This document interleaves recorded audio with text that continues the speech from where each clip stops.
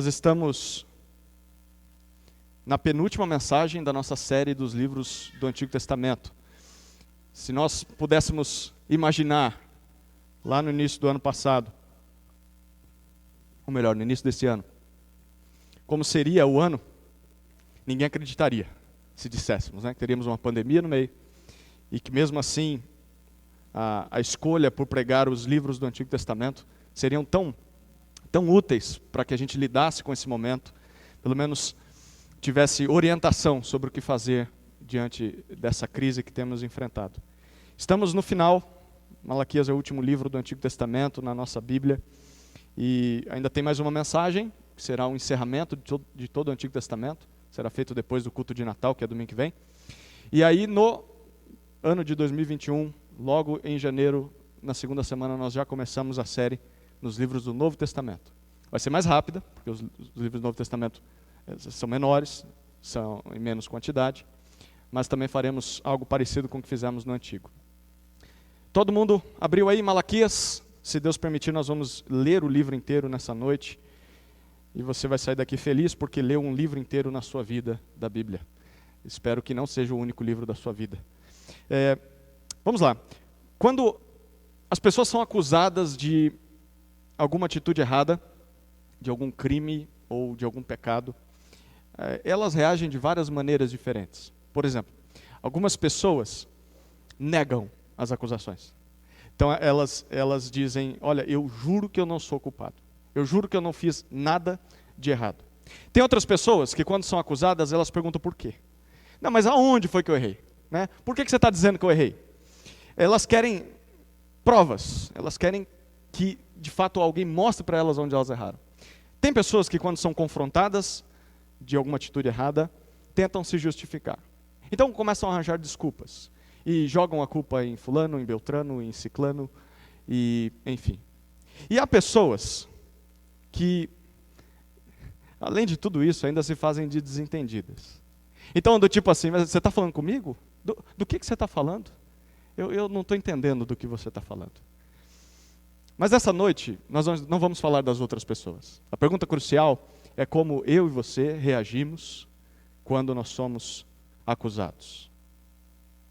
Quando o seu marido te acusa, quando a sua esposa te acusa, quando os seus pais te acusam, quando os seus irmãos te acusam, quando você está no trabalho e o seu patrão te acusa de algo, ou o seu funcionário, o seu vizinho, o seu irmão aqui na igreja. Mas e se essa acusação, ela for feita por alguém que é um mensageiro enviado pelo próprio Deus? Alguém autorizado por Deus para te acusar. Como você reage a esse tipo de acusação? Malaquias significa literalmente mensageiro do Senhor. Então, ele é um livro de acusações de Deus contra o seu povo. Deus está acusando o seu povo em forma de um inquérito, em que há perguntas de Deus e o povo responde. Então Deus dá a réplica, Deus responde à resposta do povo. E se você reparar na leitura, você vai identificar 23 perguntas ao todo. Num livro tão pequeno de 4 capítulos, ou seja, é quase uma pergunta para cada 2 versículos. É muita pergunta. Malaquias é o último profeta a pregar ao povo quando o povo volta do cativeiro na Babilônia. Mais ou menos 100 anos depois que o povo retornou para Jerusalém, Malaquias surge. Os muros de Jerusalém, o templo já havia sido reconstruído, e o público de Malaquias são os netos daquela geração a qual pregaram Ageu e Zacarias. Lembra? Nós falamos desses 2 últimos profetas nas 2 últimas pregações dessa série. Então são os netos daquela geração, que são os netos da geração de Neemias. Apesar de alguns poucos e pequenos avivamentos que o povo experimentou naquela época, a gente sabe que não era todo o povo que estava dedicado a Deus quando volta. Apesar disso, o cenário agora de Malaquias é de completo esfriamento espiritual. O que estava acontecendo nessa época? O povo havia já aprendido a lição de que não deveria cultuar a outros deuses, abandonar o Senhor por estátuas, por ídolos criados por homens. Mas, agora, esse povo havia caído na rotina do culto ao Senhor. Eles não trocavam mais o Senhor, mas agora o culto a Deus, a obediência à lei havia se tornado algo apenas mecânico, algo rotineiro, simplesmente por pura religiosidade. Esse pecado provocou as maldições que Deus tinha prometido na lei, como diz Deuteronômio capítulo 28. Mas apesar de enfrentar as maldições de Deus, o povo, quanto mais sofria, mais se afastava de Deus, o que é impressionante. Então, eles sabiam que Deus de alguma maneira estava insatisfeito com eles, mas eles não compreendiam o porquê dessa insatisfação. E isso já demonstra uma falta de conhecimento bíblico, porque bastava ler Deuteronômio 28. Eles saberiam por que eles estavam passando por dificuldades, porque haviam abandonado a Deus. Então nem Bíblia mais eles conheciam. E é nesse contexto que Deus então envia o seu mensageiro. Deus envia Malaquias. A missão de Malaquias é deixar bem claro para aquele povo que ele poderia ter abandonado a Deus, mas o Senhor nunca desiste do seu povo. O povo pode ter desistido do Senhor, mas Deus não desiste do seu povo. Então a lição principal dessa noite, você vai ouvir ela várias vezes, é a seguinte: Deus julgará o indiferente. Deus julgará o indiferente, mas abençoará quem se arrepende. Deus julgará o indiferente, mas abençoará quem se arrepende. Deus ensina essa lição àquele povo por meio de 6 condenações, ou 6 acusações, advertências, sentenças, que podem ser feitas para nós nessa noite e serão feitas para nós nessa noite. 6 áreas em que o povo vivia indiferente, em que o povo vivia pecando e não ligava mais. O povo fazia simplesmente as coisas para Deus no piloto automático, só por fazer. A primeira área de indiferença do povo está no capítulo 1, versículos 1 a 5. O povo era indiferente ao amor de Deus. Ao amor de Deus. Acompanhe comigo a leitura desses 5 primeiros versículos.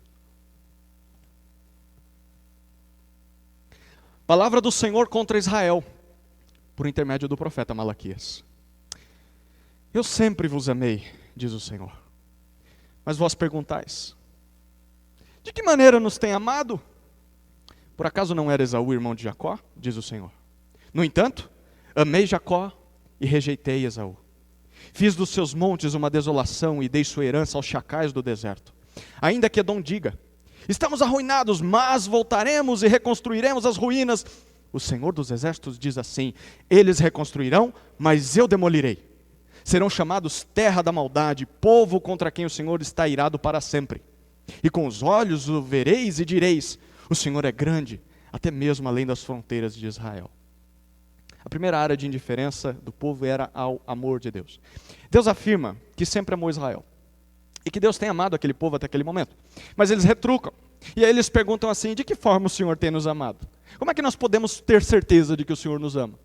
E então Deus responde. Ele diz: no passado eu chamei Abraão de uma terra pagã e prometi para Abraão muitos filhos, por meio dos quais eu iria abençoar todas as nações. Então Abraão gerou um filho, gerou Isaque. Isaque gerou Esaú, que é o primogênito, e depois gerou Jacó, que é o caçula. Então Deus diz para o povo: olha, sabe o que eu fiz? Eu escolhi Jacó, o caçula e não o primogênito, para dar a sequência na geração de Jacó as minhas promessas.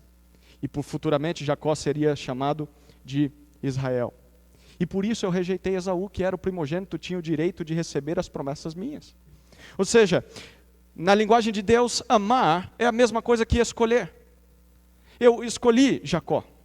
E odiar é a mesma coisa que deixar de escolher, rejeitar. Então, enquanto Deus escolhe Jacó, naturalmente, automaticamente, ele rejeita Esaú. Ele odeia Esaú. É por isso que o Senhor promete nos versículos 4 e 5, destruir os descendentes de Esaú, que são chamados aqui de edomitas, porque eles abandonaram a Deus e eles vão ser totalmente aniquilados pelo Senhor. Isso porque eles não foram amados, eles não foram escolhidos por Deus lá no passado. Mas Israel era tão rebelde contra o Senhor, e tão rebelde quanto os edomitas, quanto os filhos de Esaú. E por que Israel não foi totalmente aniquilado como os edomitas serão aniquilados? A resposta de Deus é: porque eu amei vocês, porque eu escolhi vocês. Mas o povo de Judá vivia indiferente quanto a isso. Então eles viviam como os pagãos e eles ignoravam o fato de que foram amados, foram escolhidos por Deus para ser o seu povo exclusivo na terra. Então eles viviam indiferentes ao amor de Deus.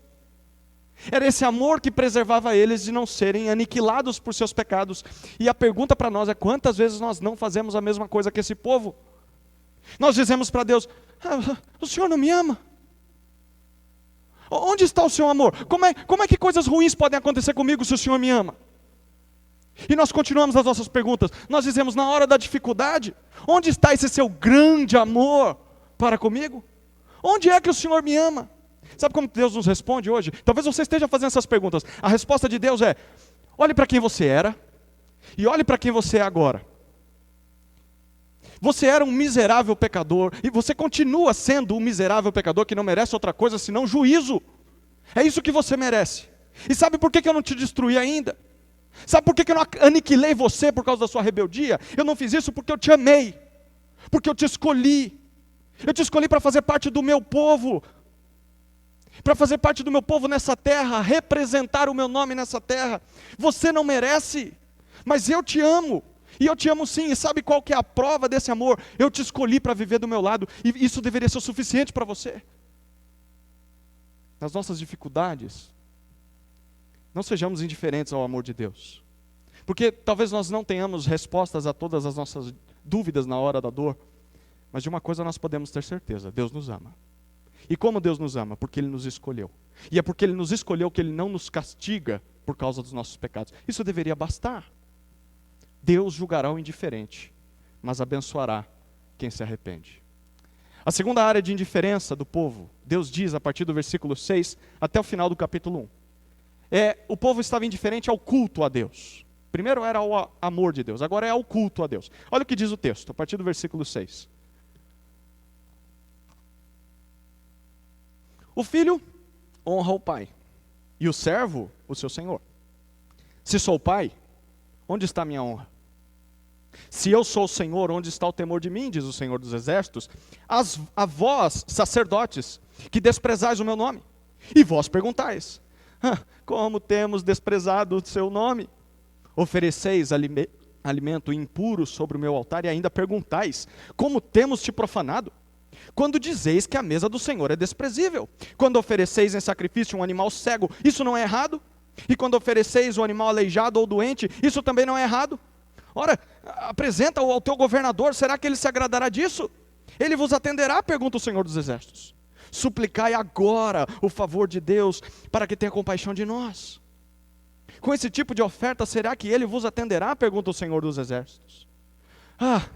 Se houvesse entre vós alguém que fechasse as portas para que não acendesses em vão o fogo do meu altar.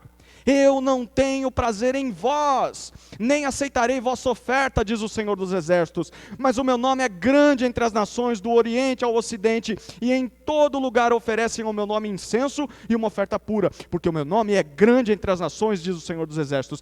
Mas vós o profanais, quando dizeis: a mesa do Senhor é impura, o seu alimento é desprezível. Afirmais também: que canseira! E o desprezais, diz o Senhor dos Exércitos. Trazeis como oferta o que foi roubado, o aleijado e o doente, e ainda quereis que eu aceite isso da vossa mão, pergunta o Senhor. Maldito seja o enganador, que tendo o animal macho sem defeito no seu rebanho, promete oferecê-lo, mas sacrifica ao Senhor o animal defeituoso. Pois eu sou grande rei, e o meu nome é temível entre as nações, diz o Senhor dos Exércitos. A segunda área de indiferença do povo era o culto a Deus. Deus afirma no versículo 6 que um filho honra ao seu pai, como um servo faz com o seu senhor. A honra significa reconhecer a autoridade e tratar essa pessoa com o devido respeito. Deus diz: isso acontece com o filho e com o escravo, mas vocês, especialmente ele está se referindo aos sacerdotes, vocês não fazem isso para comigo. Eu sou o verdadeiro pai, eu sou o verdadeiro Senhor e vocês não me tratam assim. E eles perguntam, ironicamente: onde? Onde é, cínicos, né? Onde é que nós não temos te honrado? Onde é que nós temos te menosprezado? Me diz aí. E Deus responde a partir do versículo 7. Deus diz: quando vocês oferecem para mim sacrifício, em sacrifício alimentos impuros, animais cheios de defeitos, animais doentes, pela lei de Moisés, os sacrifícios deveriam ser oferecidos com o melhor que o povo tinha. Mas o povo estava ofertando não o melhor, o povo estava ofertando o pior. E ele diz que nem outro homem receberia isso. Ele diz, pergunta se o governador vai aceitar. Não vai, né? Se nem uma pessoa recebe isso, por que eu vou aceitar desculpe o termo, essa porcaria que vocês estão oferecendo? Por essa causa, Deus afirma no versículo 9 em diante, que não aceita esses sacrifícios. E que na verdade seria melhor, olha que interessante, imagine Deus dizendo isso. Versículo 10 ele diz, seria melhor que tivesse pelo menos um sacerdote corajoso aí o suficiente, para fechar a porta do templo e falar, chega gente, vamos parar de fazer sacrifício, porque a gente está oferecendo o pior para Deus. Deus diz, eu queria que parasse, mas não tem um corajoso para fazer isso. Vocês ficam continuando fazendo essas coisas, mas eu não aguento mais. Eu não aguento receber tanto desprezo. Perceba, Deus prefere acabar com o culto que é feito para Ele, do que receber algo de qualquer jeito, do que receber o resto. Impressionante. Mas o povo não parava. E além de não parar, além de oferecer o pior que tinha, o povo ainda dizia que tudo isso, todos esses rituais, eram canseira. Só tomavam do tempo deles. Por isso Deus termina o versículo 14 dizendo, maldito são aqueles que fazem essas coisas, porque eu não mereço esse descaso. Eu sou grande rei, eu sou temível entre as nações, e é isso que vocês me ofertam? Dizendo que são meu povo? O povo tratava o culto a Deus com indiferença. A pergunta é, será que isso acontece hoje em dia? Será que hoje em dia pessoas não tratam o culto a Deus com indiferença? Será que não há pessoas que consideram o culto a Deus como canseira, como perda de tempo? Será que é por isso que muitas vezes nós oferecemos a Deus apenas o nosso resto? Sabe aquele restinho de bateria? O celular já está ali pedindo para uma carga. É isso que a gente oferece para Deus do nosso tempo, da nossa energia. É isso que nós oferecemos para Deus dos nossos recursos, da nossa atenção. Constantemente damos atenção para todas as coisas. Para uma música nova que acabou de ser lançada, para uma série nova que acabou de ser lançada, e ficamos horas na frente dando atenção e não queremos perder um segundo. E às vezes, quando são as coisas de Deus, nós somos relapsos, nós esquecemos. Do que foi pregado, o que você cantou, o que você orou, sei lá, não lembro. Por que você não lembra? Porque você está dando resto para Deus. Porque você não dá atenção para o que está acontecendo aqui. Você está sendo indiferente ao culto a Deus. Você cultua, mas cultua Netflix, cultua Amazon Prime, você cultua o que está na mídia, mas você não cultua o que Deus mandou que você cultuasse. E você não dá atenção ao que Deus está dizendo. Quando nós fazemos isso, nós não estamos dando ao Senhor a verdadeira honra que Ele merece, nós estamos sendo injustos ao fazer isso. Quando nós nos dedicamos a qualquer outra coisa, com mais ânimo, com mais energia, com mais prioridade do que aquilo que a gente dedica ao Senhor, nós estamos desprezando ao Senhor. E merecemos o título do versículo 14, malditos. Vocês são malditos. Maldito é aquele que, tendo o Deus verdadeiro, trata Ele como se fosse pior do que qualquer coisa que esse mundo tem para oferecer. Maldito é você, diz Deus. O que nós deveríamos fazer então? Versículo 9, há uma sugestão. O mesmo que o povo. O povo suplica o favor de Deus. Suplica para que Deus tenha compaixão de nós. E a gente tem que parar de oferecer ao Senhor o resto apenas e dar o melhor que a gente pode para Ele. Deus julgará o indiferente, mas abençoará quem se arrepende. A terceira área de indiferença do povo era ao serviço a Deus. Ao serviço a Deus. Acompanhe comigo a leitura do capítulo 2, versículos 1 até 9.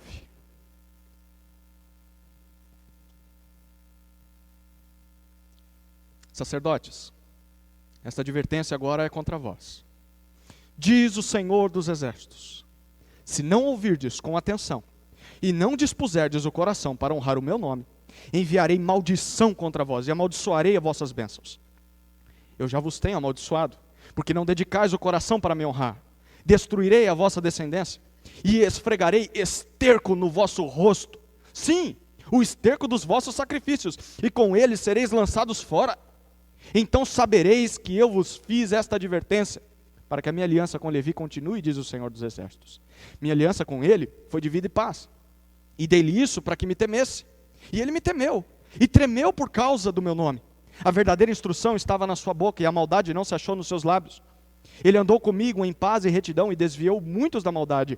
Os lábios do sacerdote devem guardar o conhecimento, e da sua boca os homens devem procurar a instrução da lei, porque ele é o mensageiro do Senhor dos Exércitos. Mas vós vos desviastes do caminho, Fizestes tropeçar a muitos pela vossa instrução. Quebrastes a aliança de Levi, diz o Senhor dos exércitos. Por isso também fiz com que fosseis desprezados e humilhados diante de todo o povo, pois não guardastes os meus caminhos, mas mostrastes parcialidade na aplicação da lei. A terceira área de indiferença do povo era o serviço a Deus. Deus direciona essa palavra agora aos sacerdotes. Sacerdotes eram os líderes religiosos que serviam no ministério do templo. A gente pode imaginar assim. Eles eram os responsáveis pela desonra ao nome do Senhor em toda a terra. Deus diz, a desonra aqui no povo começa por vocês, que são líderes. Vocês são os líderes do pecado. E por essa causa Deus diz que vai transformar as bênçãos deles em maldições. Na verdade Deus diz, eu vou piorar o que já começou a acontecer. E o que isso significava? Deus retirar de sobre eles a fonte do seu sustento. Os sacerdotes viviam da generosidade do povo. E Deus diz, o negócio já está feio, né? Vocês já não estão recebendo muita generosidade. Eu vou tirar o que já não tem. E Deus diz, isso é vergonha para vocês. Porque essa generosidade vinha do fruto da colheita e da generosidade do coração abençoador do povo. E o povo já não está fazendo isso muito bem. Deus diz, eu vou fazer, vai ficar pior. A partir do versículo 6, Deus descreve o que vai fazer com eles. Versículo 3, perdão, até 6. Deus vai humilhá-los. Deus vai matar os seus descendentes. Porque não foi para isso que ele levantou os sacerdotes. E versículos 7 a 9, na verdade, Deus diz que a missão dos sacerdotes, prescrita lá em Deuteronômio 33, 10, era que o sacerdote deveria ensinar a lei de Deus ao povo. Mas ele diz, vocês estão fazendo o contrário. Porque o que vocês fazem, além de serem maus exemplos, vocês fazem o meu povo tropeçar e se desviar do caminho, vocês ensinam ao povo o que é errado. Versículo 9, Deus diz, vocês são parciais ao aplicar a lei, vocês favorecem alguns em detrimento de outros. Talvez eles estavam fazendo isso para quem pagasse mais, porque a situação já não estava muito bem. Então eles diziam, olha, eu vou te ajudar se você me ajudar. Uma mão lava a outra, era isso que os sacerdotes estavam fazendo. Os levitas, os sacerdotes, tinham duas funções principais ali no trabalho do templo. A primeira era servir como diáconos ali no templo. Então, eles zelavam pelas dependências, eles eram quem sacrificavam, principalmente os levitas, né? Hoje em dia todo mundo quer ser levita, ficar cantando na igreja. Quando sobrava tempo, o levita cantava, porque o que ele mais fazia era isso aqui. Ele era quem matava o animal, ele que pegava as vísceras, levava para o lado de fora, ele que limpava aquela bagunça. E isso era o trabalho de levita. Hoje, levita não quer fazer isso, né? Varrer chão, né? Limpar banheiro, mas quer ficar cantando aí, levitando, né? Era isso que o levita fazia. Mas não era só isso. Depois, os sacerdotes, e a segunda tarefa deles era servir como presbíteros ao povo. Então eles ensinavam a lei de Deus e pastoreavam o povo de Deus. Mas Deus diz, vocês estão fazendo esse trabalho, esse serviço com indiferença? E aqui a impressão é que eles são como alguns funcionários públicos concursados, que fazem o seguinte, olha, já que eu tenho um emprego vitalício, ninguém pode me tirar daqui, então eu vou fazer meu trabalho de qualquer jeito. No final do mês, o salário vai cair mesmo, então tanto faz se eu vou fazer com esmero, com dedicação ou não. Era isso que os levitas estavam fazendo, os sacerdotes estavam fazendo. Eles achavam que não poderiam ser cobrados, não poderiam ser demitidos, e Deus diz, mas eu vou demitir vocês, eu vou acabar com vocês. Vocês acham que eu não posso fazer isso? Eu posso. Eu sei que quase todos aqui que estão me ouvindo não vivem numa função religiosa parecida com a dos sacerdotes, em que talvez servem em ministério de tempo integral, mas muitos de nós aqui servem a Deus voluntariamente. Muitos de nós aqui servimos em algum ministério. Então, isso aqui se aplica a todos nós, todos os que estão envolvidos em algum tipo de serviço a Deus. Nós não deveríamos ser parciais na forma com que nós administramos e fazemos as coisas. Nós não deveríamos favorecer uns em detrimento de outros só porque nós vamos receber mais benefícios porque estamos ajudando estes. E se nós somos líderes, e aqui é uma palavra específica para aqueles de nós que são líderes de algum ministério, nós não deveríamos ser líderes do pecado. Nós não deveríamos ser o exemplo negativo para o povo, pelo contrário, nós deveríamos ensinar pelo exemplo a palavra de Deus ao povo. E nós deveríamos fazer isso antes que as nossas bênçãos se transformem em maldições. Deus julgará o indiferente, mas abençoará quem se arrepende. A quarta área de indiferença do povo era as ordens de Deus. E nós lemos isso a partir do versículo 10 do capítulo 2 até o final desse capítulo. As ordens de Deus. Acompanhe comigo a leitura do texto, capítulo 2, versículo 10. Não temos todos o mesmo Pai? Não fomos criados pelo mesmo Deus? Por que então somos infiéis uns aos outros, quebrando a aliança de nossos pais? Judá tem sido infiel. Uma abominação foi cometida em Israel e em Jerusalém, porque Judá profanou o santuário do Senhor, o qual ele ama, e se casou com a filha de um deus estrangeiro. O Senhor eliminará das tendas de Jacó o homem que fizer isso, seja quem for, e o que traz ofertas ao Senhor dos exércitos. Além disso, ainda cobris o altar do Senhor de lágrimas, choro e gemidos, porque ele não olha mais para as ofertas, nem as aceita da vossa mão com prazer. Mesmo assim, perguntais, por quê? Porque o Senhor tem sido testemunha entre ti e a esposa que tens desde a juventude, para com a qual foste infiel, embora ela fosse a tua companheira e a mulher da tua aliança matrimonial. Não foi o Senhor que fez deles um só? Eles lhe pertencem em corpo e espírito, e por que um só? Porque ele queria uma descendência santa. Cuidai de vós mesmos, portanto, e que ninguém seja infiel para com a sua esposa desde a juventude, pois eu odeio o divórcio, e também odeio aquele que se veste de violência, diz o Senhor Deus de Israel. Portanto, cuidai de vós mesmos, diz o Senhor dos exércitos, e não sejais infiéis. Tendes aborrecido o Senhor com vossas palavras, e ainda perguntais, como temos aborrecido? Quando dizeis que todo aquele que faz o mal passa por bom aos olhos do Senhor, e que é deste que o Senhor se agrada, e ainda quando perguntais, onde está o Deus da justiça? A quarta área de indiferença do povo era as ordens de Deus. Por meio de Malaquias, Deus se dirige ao povo, como quem fala em nome do povo. Versículos 10 a 13 nós lemos isso. A fala é, se Deus é nosso Pai, se nós fomos criados pelo mesmo Deus, por que nós temos sido infiéis? Por que nós estamos traindo uns aos outros? Em que um judeu trairia a sua própria nação? Deus diz no versículo 11. Judá cometeu uma coisa abominável. Uma coisa abominável que profanou, que contaminou, que corrompeu, que poluiu o templo de Deus. Muitos dos seus homens haviam se casado com mulheres de outras nações. Filhas, Deus diz, de deuses estrangeiros. Ou seja, esses homens que haviam se casado com mulheres de outras nações eram traidores da pátria e traidores de Deus. Por quê? Não é porque eles estavam casando com uma estrangeira e tem problema com isso. Não, porque quando eles se casavam com essas mulheres, eles incluíam em seu meio os deuses falsos dessas mulheres. Elas não abandonavam a sua antiga religião e traziam isso para dentro do lar de um judeu. A ideia é de que eles se casaram com uma mulher incrédula, e essa mulher traz a sua incredulidade, o seu paganismo para dentro da casa, e o homem passa a aceitar isso. Por isso Deus diz, a partir do versículo 12 e versículo 13, que vai matar todo homem da nação, seja ele quem for, que fizer isso. E que é por isso que ele não aceita mais as ofertas do povo com prazer. Apesar do povo estar fazendo orações e cultos cheio de emoção. Lágrimas de crocodilo, diz Deus. Vocês não estão arrependidos de coisa nenhuma. Vocês fizeram algo que não deveriam fazer e agora estão aqui chorando no meu altar. Parem com isso. Eu vou matar vocês. Um segundo pecado é identificado a partir do versículo 14. É um pecado de traição também.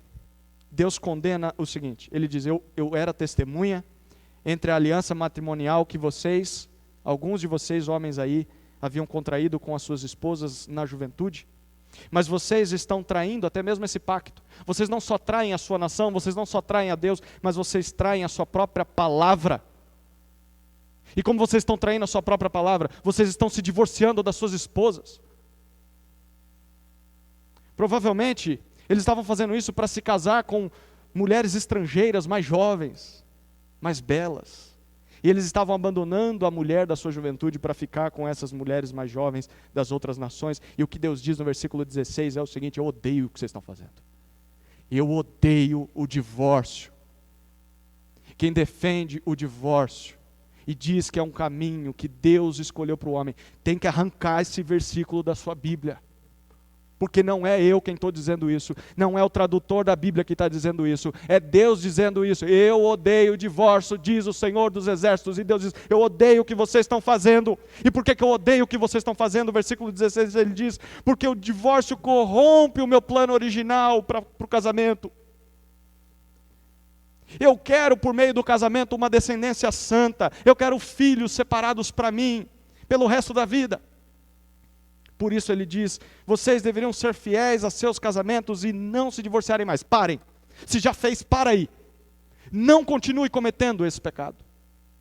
Não continue se casando e divorciando, se casando e divorciando. Para, por favor. Porque eu odeio esse negócio. E Deus ainda condena um terceiro pecado no versículo 17. Eles aborreciam a Deus. Eles cansavam a Deus. Toda vez que ensinavam aos outros que isso que eles estavam fazendo era o certo, quando na verdade era o errado. Eles chamavam o mal de bem e o bem de mal. Não só isso, mas ainda diziam, olha, o Deus da justiça não vai fazer nada contra nós para nos punir. Pode fazer o que você quiser, que Deus não está nem vendo. Não vai ter juízo, não é esse negócio aí de que Deus vai punir todo mundo no final dos tempos. Você esquece isso aí, Deus da justiça não está vendo nada não.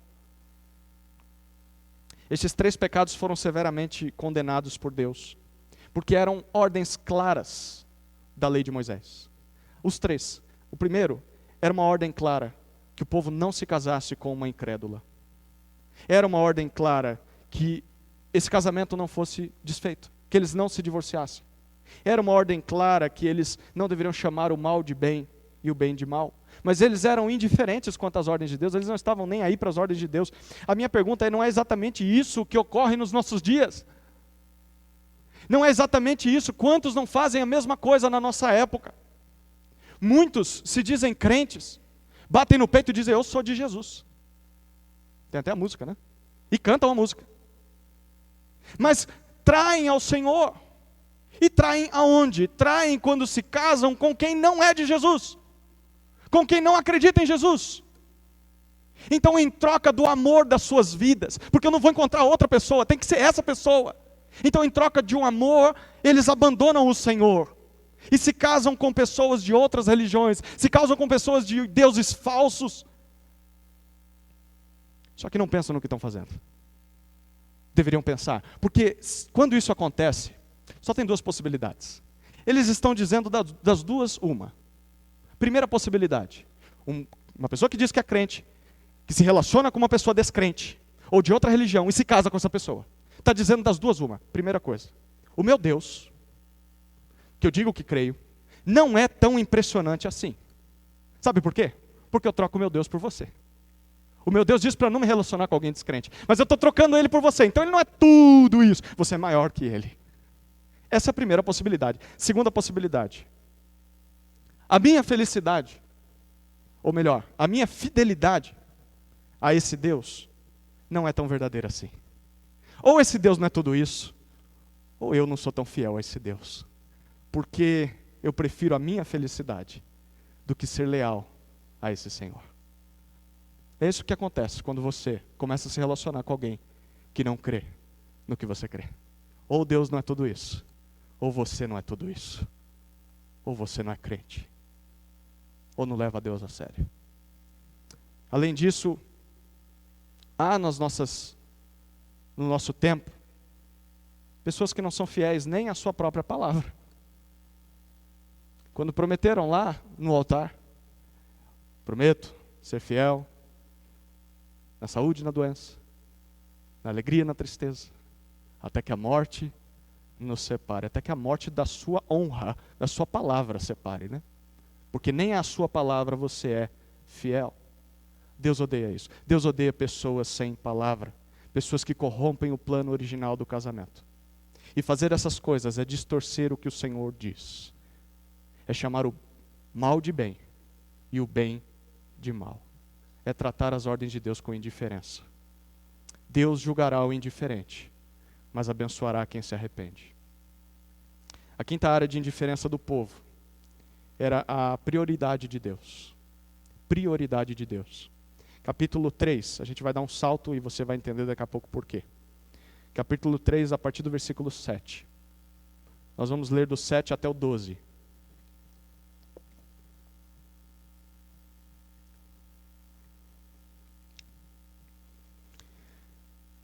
Desde os dias de vossos pais, vos desviastes dos meus decretos, e não os guardastes. Voltai para mim, e me voltarei para vós, diz o Senhor dos Exércitos. Mas perguntai, como devemos voltar? Pode um homem roubar a Deus? Todavia vós me roubais. E ainda perguntais, como te roubamos? Nos dízimos e nas ofertas. Estais debaixo de grande maldição, pois me roubais, a nação toda me rouba. Trazei todos os dízimos ao tesouro do templo, para que haja mantimento na minha casa, e provai-me nisto, diz o Senhor dos Exércitos, e vede se não abrirei as janelas do céu, e não derramarei sobre vós tantas bênçãos, que não conseguirei guardá-las. Por vossa causa também repreenderei a praga devoradora, e ela não destruirá os frutos da vossa terra, nem as vossas videiras no campo perderão o seu fruto, diz o Senhor dos Exércitos. E todas as nações vos chamarão bem-aventurados, pois a vossa terra será aprazível, diz o Senhor dos Exércitos. Deus diz, no versículo 7, que o povo tem se desviado dos seus caminhos. E ele cinicamente pergunta, como? Em que áreas nós nos desviamos? E Deus então, imagine isso soando aos ouvidos de Deus. A resposta do povo, a pergunta do povo é, nós não sabemos onde erramos, como é que a gente vai poder voltar para o caminho se a gente não sabe nem onde foi que a gente se desviou? E aí Deus responde no versículo 8. Deus deixa bem claro, vocês se desviaram porque vocês estão me roubando. Uau! Imagina alguém roubando a Deus, e Deus vendo, e Deus diz, você está me roubando, eu estou vendo o que você está fazendo. E o povo pergunta, onde é que nós estamos te roubando? Deus diz, nos dízimos e nas ofertas. Agora, se você não prestou atenção em nada do que eu falei até agora, presta atenção agora.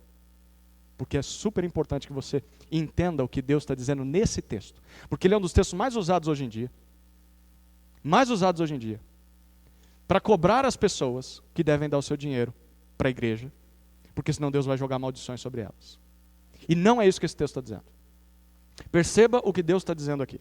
Dízimo significa 10ª parte. 1/10 daquilo de algo. Da colheita, do salário, de qualquer coisa. Como em Israel, Estado e religião eram coisas unidas, então o dízimo religioso era como se fosse um imposto pago pelo cidadão ao Estado. Porque o Estado e a religião eram unidos naquela época. Pela lei de Deus, haviam dois tipos de dízimos que eram exigidos ao povo. O primeiro era um dízimo anual, era um dízimo que servia para sustentar os levitas, aqueles que trabalhavam dentro do templo. E o segundo era um dízimo levado até Jerusalém, também uma vez por ano, para socorrer os pobres e necessitados da nação, pessoas que não tinham muito recurso. Então, segundo Deus, a nação toda, não era só uma parte, todos ali dessa época, estavam deixando de cumprir com esses dois dízimos. Eles estavam deixando tanto os sacerdotes sem sustento, quanto os pobres sem auxílio. E ainda não estavam sendo generosos, porque ofertas eram recursos agrícolas ou grãos que eles doavam além daquilo que era exigido. Por isso Deus, no versículos 10 a 12, Deus enviou pragas, enviou seca sobre toda a terra, porque essas coisas eram maldições prometidas em Deuteronômio 28. Mas Deus os convoca a cumprirem com as suas obrigações, a serem generosos. Então Deus diz, quando vocês fizerem isso, eu vou abençoar novamente vocês. Eu vou dar chuva para vocês, eu vou dar colheita farta para vocês, porque também eram coisas que Deus tinha prometido na lei. Em outras palavras, Deus havia estabelecido prioridades ao povo. Deus tinha dito, haverá durante o ano uma prioridade que você não pode esquecer. Você não pode se esquecer daqueles que trabalham pelo seu bem espiritual, e você não pode se esquecer daqueles que não têm com que se sustentar. Quando você estiver jantando todas as noites, você tem que se lembrar dessas pessoas. E você tem que separar uma parte do que você ganha para ajudar essas pessoas, porque elas não têm como se sustentar. O sacerdote cuida das coisas espirituais, porque se ele não fizesse isso, ele estaria trabalhando igual você trabalha. Mas aí ninguém cuidaria das coisas espirituais para você. Então ele está fazendo isso por você, e ele está lá gastando todo o seu tempo, e você tem que se preocupar com ele, e você tem que priorizar isso. Ao mesmo tempo, há pessoas que não têm condições como você, e que gostariam de ter condições. E você tem que se preocupar também com elas. Toda vez que estiver ali diante de um prato saboroso, você tem que se lembrar, tem pessoas que não têm. Então seja generoso, separe uma parte do que você tem e priorize essas pessoas. Era isso que Deus tinha dado para o seu povo. Mas o povo estava sendo infiel a essas prioridades. O povo achava que sabia quais seriam as prioridades. E a gente sabe quando se relaciona a dinheiro, a bolsa, a carteira, nós somos os melhores a dizer quais são nossas prioridades. Sim ou não? Dizem que o órgão mais difícil de atingir no crente é o seu bolso. É o seu bolso. Você pode falar de quase tudo. E o crente vai dizer, isso mesmo, amém. Na hora que você fala, mas você não está usando o dinheiro do jeito que deveria. Quem é você para dizer isso? O dinheiro é meu, eu conquistei, eu tenho direito. Deus não tem nada a ver com esse negócio. Essa indiferença do povo estava afetando o sustento dos sacerdotes no templo e estava afetando o sustento dos necessitados nas ruas. Como igreja, nós não somos chamados no Novo Testamento. Você não vai encontrar isso em lugar nenhum no Novo Testamento. Em lugar nenhum. Você pode tentar, mas não vai achar. Em parte nenhuma do Novo Testamento, nós somos chamados a dar o dízimo. Em parte nenhuma. Se alguém disser para você que no Novo Testamento tem uma ordem para dar o dízimo, eu quero achar. Eu quero ver onde está esse negócio. Não tem. Porque nós não somos como a nação de Israel. Igreja e Estado, religião e Estado não estão unidos. Nós não somos uma teocracia como Israel era. Porém, quando nós lemos as páginas do Novo Testamento, nós percebemos que Deus nos deu prioridades, responsabilidades. Há várias passagens do Novo Testamento que dizem que ministros precisam ser sustentados, necessitados, pobres precisam ser auxiliados, missionários precisam ser de alguma maneira enviados. E nós também somos chamados a sermos generosos. Então, se você quer saber onde estão as suas prioridades, onde está o seu coração, Jesus disse isso, onde está o teu coração, ali está o teu tesouro. É só você olhar para o seu bolso, para onde vai o seu dinheiro. Para onde vai o seu dinheiro? Com o que você tem gastado o que tem.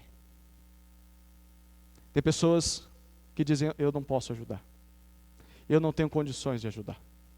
Mas tem condições de sustentar coisas desnecessárias. Prioridades. Não é que você não tem condições, é que você não prioriza isso. Você não quer. Porque o que você quer é o que você está fazendo com o seu dinheiro.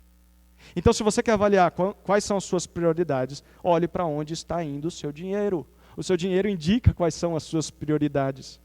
Mas quando nós falhamos em atentar para prioridades divinas que Deus estabeleceu, nós precisamos lembrar que além de estarmos em desacordo com o que Deus quer, nós estamos afetando negativamente vidas de outras pessoas que dependem da nossa generosidade. Quando nós falhamos em priorizar o que Deus prioriza, outros sofrem pela nossa indiferença. Isso não acontece nessa igreja. Eu sou muito bem cuidado pela igreja e não tenho do que reclamar. E dou graças a Deus por isso. Mas conheço igrejas que usam desculpas para não sustentar seus pastores. Usam desculpas para não enviar missionários, para não sustentar missões. Quando na verdade tem todas as condições, mesmo que poucas, mas tem. O problema é que não estão colocando isso como prioridade nas suas vidas.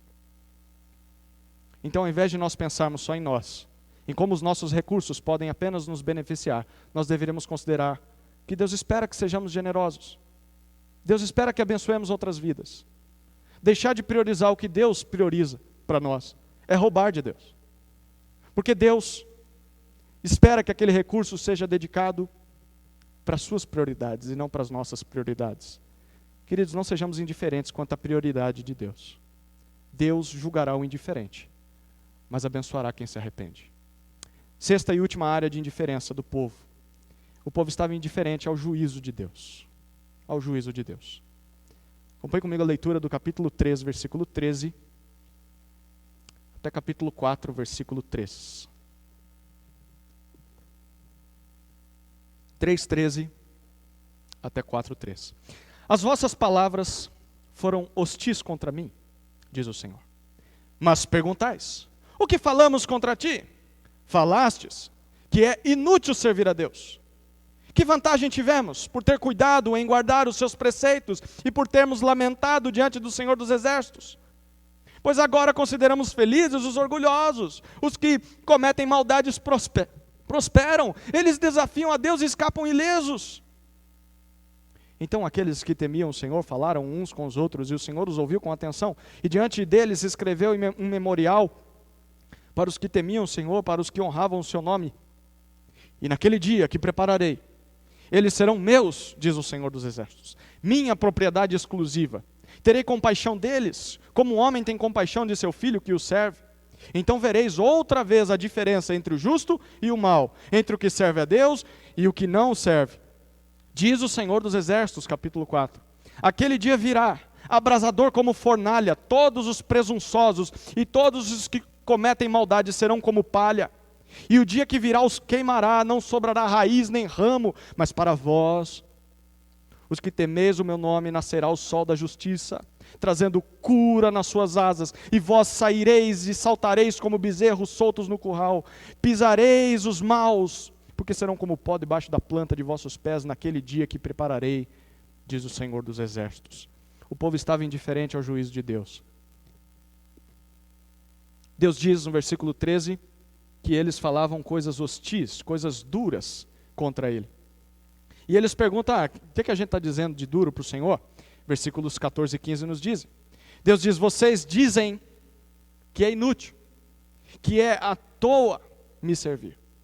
É inútil me buscar, porque vocês não veem nenhuma vantagem em me obedecer. Além disso, vocês ainda dizem que felizes são os que não me obedecem. Felizes são os ímpios, são os orgulhosos que me desafiam, porque são eles quem prosperam na vida. Perceba aqui, o povo não obedecia a Deus, mas naquilo que eles achavam que estavam obedecendo, naquilo que eles achavam que não estavam sendo indiferentes, não era por motivos nobres, porque o próprio Deus diz, vocês simplesmente estão obedecendo, porque vocês querem colher prosperidade. Vocês estão com segundas intenções em me obedecer. Por isso, eles chegavam a ter inveja dos ímpios. Quando eles olhavam para o prazer dos ímpios, para a riqueza dos ímpios, pessoas que viviam longe de Deus e tinham coisas que eles queriam receber, eles olhavam para isso e consideravam inútil ter servido a Deus. Eles diziam, foi perda de tempo. Para que eu fiquei buscando a Deus se quem recebe essas coisas são os ímpios? E eu estou aqui fiel ao Senhor, domingo após domingo, sábado após sábado, porque era quando eles se reuniam, e nada acontece comigo, eu só estou na miséria. E quem não busca a Deus está lá, só prosperando. Então, a conclusão deles foi inútil buscar a Deus. Diante dessas palavras, versículo 16 diz que alguns poucos que não pensavam assim, alguns poucos ali em Judá que eram fiéis a Deus, oram ao Senhor, informam os nomes de cada um que estava discordando daquelas atrocidades faladas pela maioria do povo. Então Deus responde à oração desses poucos a partir do versículo 17. E Deus diz, vai chegar o dia em que eu vou recompensar a fidelidade de vocês, eu vou ter compaixão de vocês. Nesse dia vocês verão a diferença daquilo que acontece com quem busca a Deus sinceramente, com os justos, e a diferença deles para com aqueles que não buscam a Deus sinceramente ou abandonam a Deus, os maus. A pergunta é, que diferença é essa? Ele diz no capítulo 4, do 1 ao 3.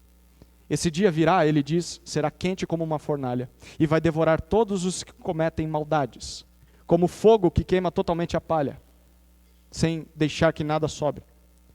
Deus diz, um dia esses ímpios serão destruídos para sempre, apesar da prosperidade que eles enfrentam ou desfrutam nesse século.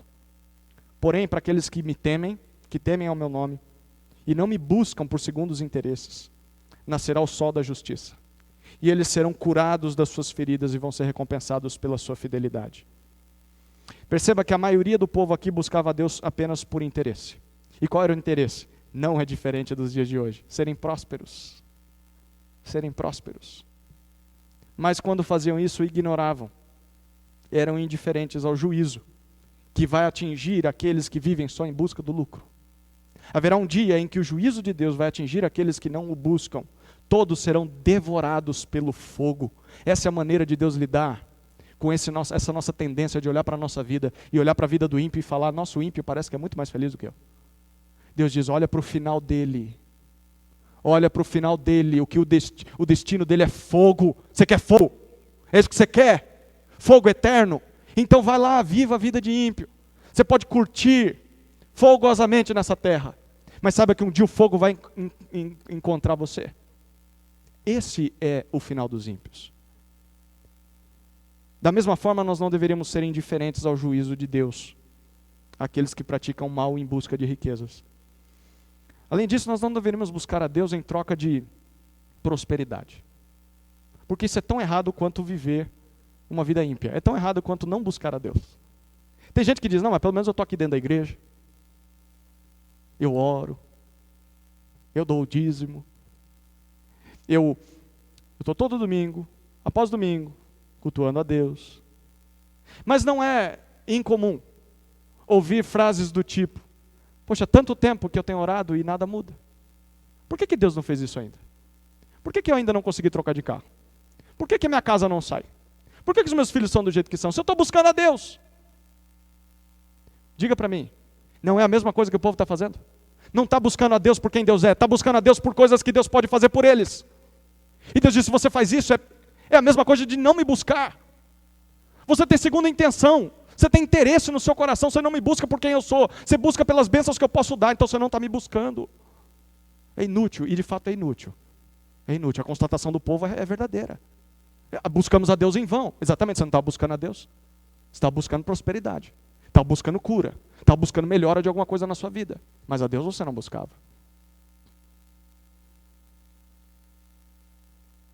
Se nós buscamos a Deus puramente para receber algo material em troca, é porque nós não entendemos ainda quem Deus é. E não entendemos quem nós somos diante dele. Então, se nós pararmos de buscar ao Senhor, porque acontece muito, só porque nós não recebemos aquilo que a gente esperava de Deus, é porque talvez ainda sejamos ímpios. Nós ainda vivemos de forma hostil contra Deus. Avalie o seu coração. Em algum momento você parou de buscar a Deus sinceramente porque Ele não deu o que você queria. Avalie bem o seu coração. Você está buscando a Deus por segundas intenções. Não sejamos indiferentes ao juízo dele contra quem faz isso. Deus julgará o indiferente, mas abençoará quem se arrepende. Então vamos recapitular. O público de Malaquias era indiferente a 6 coisas. Primeiro, ao amor de Deus. Segundo, ao culto a Deus. Terceiro, ao serviço a Deus. Quarto, às ordens de Deus. Quinto, a prioridade de Deus. E sexto, ao juízo de Deus. E Deus prometeu julgá-los por causa disso. Agora sim nós vamos ler o capítulo 3, de 1 a 6. Capítulo 3, de 1 a 6.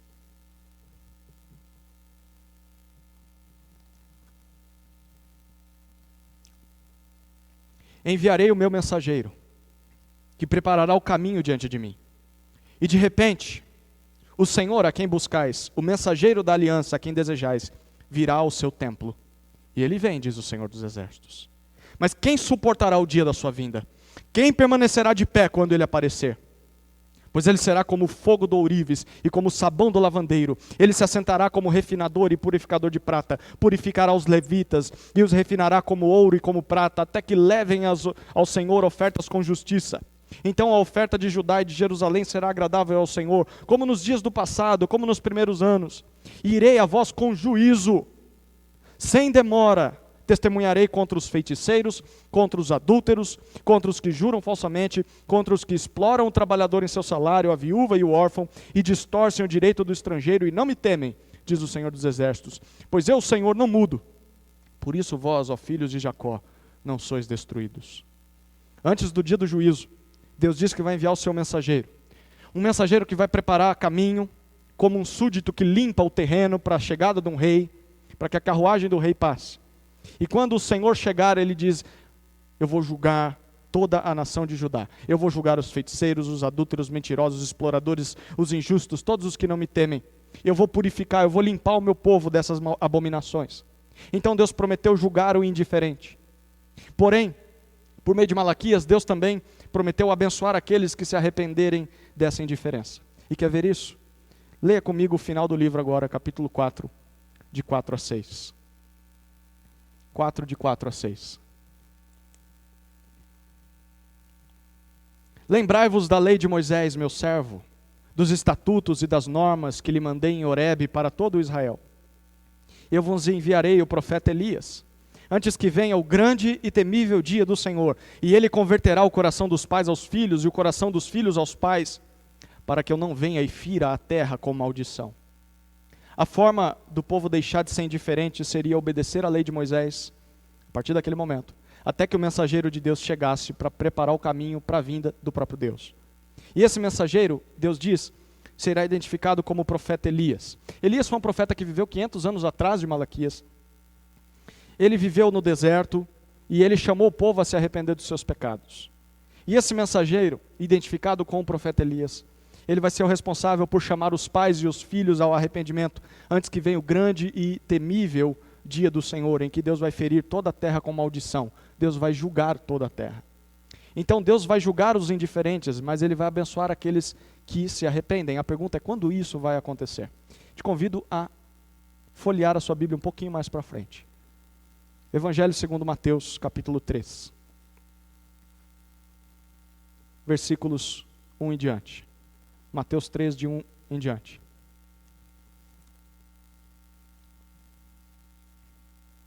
Naqueles dias, apareceu João Batista, pregando no deserto da Judéia, e dizendo: arrependei-vos, porque o reino do céu chegou. Porque é dele que o profeta Isaías diz: voz do que clama no deserto, preparai o caminho do Senhor, endireitai as suas veredas. João usava roupas feitas de pelos de camelo e um cinto de couro. Alimentava-se de gafanhotos e mel silvestre. Habitantes de Jerusalém, de toda a Judéia e de toda a região do Jordão iam até ele e eram batizados por ele no Rio Jordão, confessando os seus pecados. Mas quando ele percebeu que muitos fariseus e saduceus iam ao lugar em que ele batizava, disse-lhes: raça de víboras, quem vos ensinou a fugir da ira futura? Produzi fruto próprio de arrependimento. Não fiqueis dizendo a vós mesmos: Abraão é nosso pai. Eu vos digo que até dessas pedras Deus pode dar filhos a Abraão, e o machado já está posto à raiz das árvores. Aquele que não produzir bom fruto será cortada e lançada no fogo.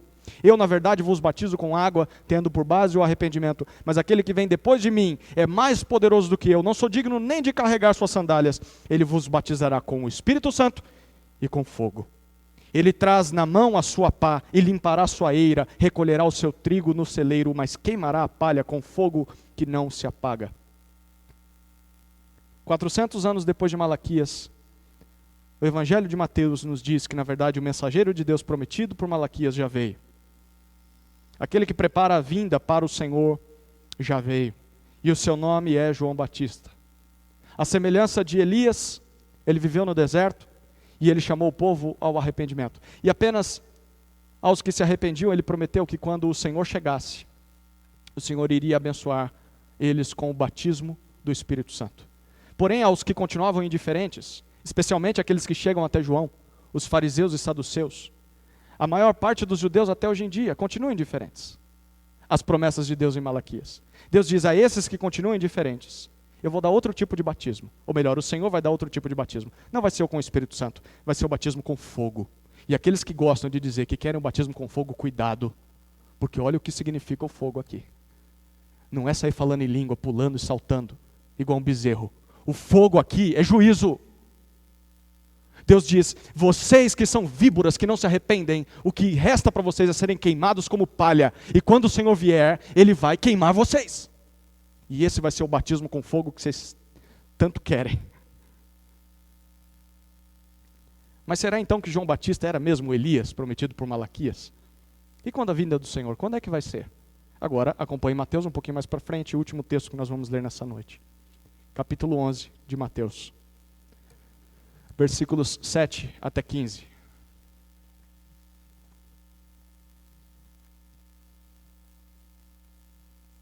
Mateus 11, de 7 a 15. Ao partirem, Jesus começou a falar às multidões a respeito de João. Que fostes ver no deserto? Um caniço agitado pelo vento? Mas o que fostes ver? Um homem trajado de roupas finas? Aqueles que vestem roupas finas estão nos palácios dos reis. Então o que fostes ver? Um profeta? Sim, vos digo, e muito mais do que profeta. Este é aquele de quem está escrito: estou enviando à tua frente o meu mensageiro, que preparará o teu caminho diante de ti. Em verdade vos digo, que entre os nascidos de mulher não surgiu outro maior que João Batista, mas o menor no reino do céu é maior que ele. E desde os dias de João Batista até agora, o reino do céu é tomado à força, e os que se utilizam da força apoderam-se dele, pois todos os profetas e a lei profetizaram até João. E se quereis dar crédito, ele é o Elias que havia de vir. Quem tem ouvidos, ouça.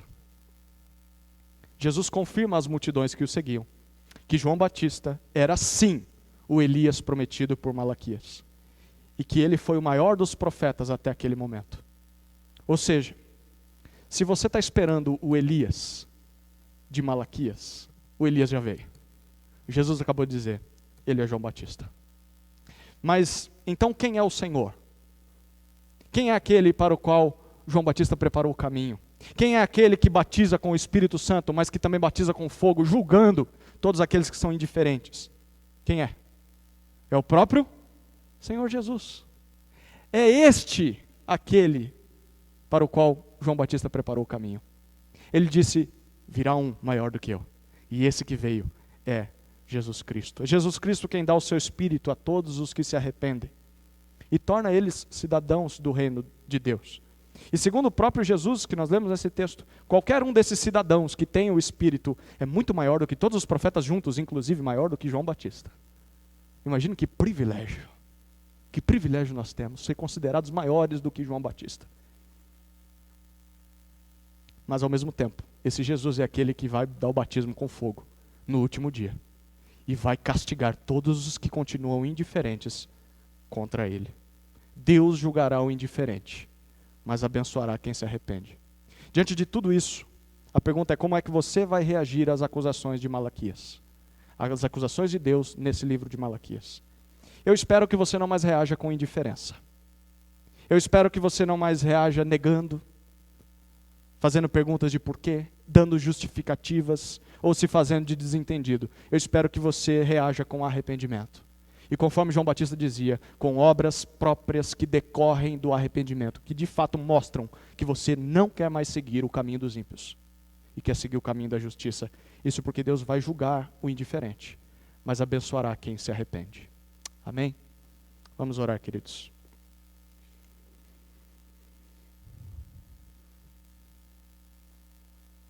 Querido Deus, obrigado pela mensagem de Malaquias, porque ele encerra o Antigo Testamento de maneira sublime, como tinha de ser, preparando o terreno para a chegada do nosso Salvador. Que nessa noite tenhamos corações dispostos a sair da indiferença, a fugir do fogo que está destinado a todos os indiferentes. E que o Senhor, através do Teu Espírito, nos conduza ao arrependimento. E que esse arrependimento seja demonstrado por obras próprias, que demonstram que de fato estamos arrependidos de nossos pecados. Dá-nos o perdão que encontramos apenas em Jesus. E nos ajude a não sermos mais indiferentes. É a nossa oração. No nome dele que fazemos. Amém. Amém.